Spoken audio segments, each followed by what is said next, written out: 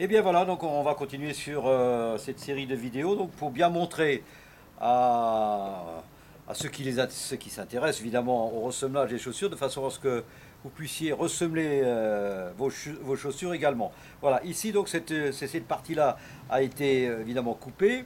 Donc j'ai collé les deux parties, donc la partie de la chaussure, c'est-à-dire cette partie-là, plus la partie du crêpe donc, qui se trouve ici. Donc je colle ceci sur la chaussure de façon... Et après évidemment je vais la retailler.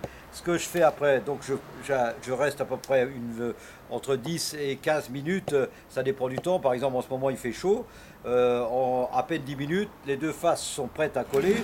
Je mets ça sur ce petit appareil et je tape avec le marteau de cette façon pour bien coller les deux parties.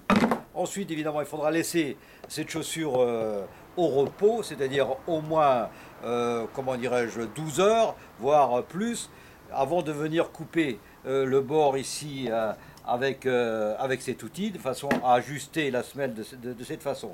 Également, lorsque ce sera fait, il n'est pas interdit de venir avec un pistolet à colle pour justement arriver à boucher tout ce qui reste tout autour, c'est-à-dire, vous voyez, c'est de la colle qui est, bon, donc c'est de la colle chaude, donc, que vous mettez tout autour, et ça permet de consolider, comme ceci par exemple, ce qui a été fait ici, ça permet de consolider l'ensemble de la pièce que vous avez rapportée, parce qu'évidemment vous bricolez la chaussure, évidemment ce n'est plus d'origine. Hein. Voilà, donc ce que je vais faire maintenant, ça va être donc sur cette semelle ici. Vous voyez, comme vous pouvez voir, donc cette partie-là est totalement usée. Ici, il y a des cailloux qui sont accrochés avec le goudron. Et donc il faudra absolument tout nettoyer ici évidemment, parce que c'est absolument impossible de coller de la semelle sur la chaussure. Vous allez vous retrouver ici, donc le talon, vous reprenez la dimension, vous prenez un crayon comme ceci, il n'y a rien de plus facile, vous tracez, voilà, vous tracez ici, vous tracez là, et puis ma foi, ben, vous prenez de quoi couper, c'est ici, c'est là, c'est quelque part, je ne sais plus où, mais enfin bon, quelque part par là, voilà, voilà, c'est ceci. Voilà. Donc je reviens et je taille, voilà. Alors le crêpe n'est pas toujours facile à couper, hein, bon, mais bon, c'est possible, hein, vous avez de quoi couper. Vous pouvez couper également au tuteur, donc il n'y a rien de plus facile.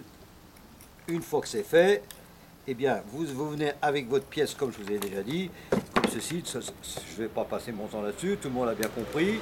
On coupe ici, on coupe là, on recolle les deux faces, et donc la partie est jouée. On attend 24 heures pour pouvoir se servir des chaussures.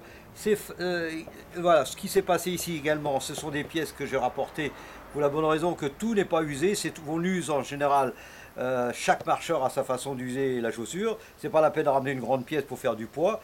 Il suffit de ramener une petite pièce et avec des produits comme ceci par exemple. Voilà. Alors ce genre, vous avez des pièces comme ça. Pour le talon, je le fais au crêpe, et autrement je le fais avec cette plaque. Donc cette plaque-là, vous l'avez dans les magasins, et en particulier dans la région parisienne. Vous trouvez ça donc au bazar de l'Hôtel de Ville de Paris, rue de Rivoli. Donc les marcheurs ont la courtoisie quand même de venir avec les matériaux, parce que si il fallait que je paye la colle, le matériel, évidemment, ça serait peut-être assez onéreux, surtout qu'il faut quand même passer beaucoup de temps sur une paire de chaussures.